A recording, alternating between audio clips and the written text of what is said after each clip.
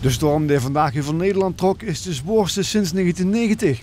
Rond het middaguur wordt op Vlieland zelfs windkracht 12 gemeten met windstoten van ruim 150 km per uur, wat overeenkomt met orkaankracht. In Limburg was de storm veel minder heftig en bleef het goed bij windkracht 6 tot 8. De hulpdiensten stonden vanmorgen vroeg wel al paraat en kregen voornamelijk meldingen binnen over omgevallen boom en afgeweide takken. Op dit moment zijn we vanmorgen om 7 uur begonnen met de ploegwissel. En een half uur later zat er eigenlijk ook in de auto voor de eerste boom te gaan zagen. Op dit moment is het nog redelijk te doen, we kunnen nog goed af, maar we weten niet wat er nog gaat komen natuurlijk.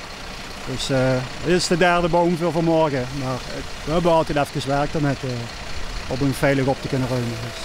Natuurlijk vanwege de wind heb ik dus de zaak geïnspecteerd, een 3 kwartier geleden. En ik keek vanuit de erker naar buiten en ik denk, wat zien we? We zien niks meer, de boom ligt plat. En ik dacht, alleen het trottoir is beschadigd of ligt vol. Ik loop naar buiten, maar de boom ligt over het trottoir en over de hele weg. Dus ik heb gelijk 112 gebeld. En ongelooflijk, na een kwartier was de brandweer al hier. En nu na een kwartier is het bijna al gebeurd. Is bijna alles al weg, ligt alles op het gras en kan het verkeer weer door. De wind stond wat dat betreft natuurlijk gunstig van het huis af, achterkant.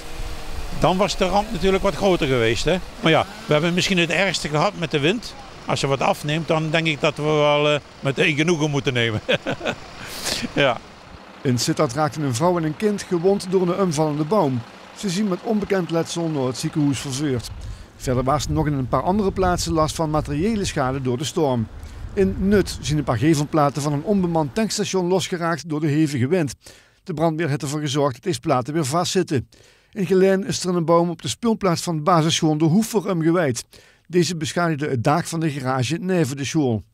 De Gaia Zoo in Kerkrade is vandaag tot 2 uur uit voorzorg dichtgebleven. Volgens een vuurlichter was vanmorgen de veiligheid van dieren en bezoekers niet gewaarborgd in het park vol met buim.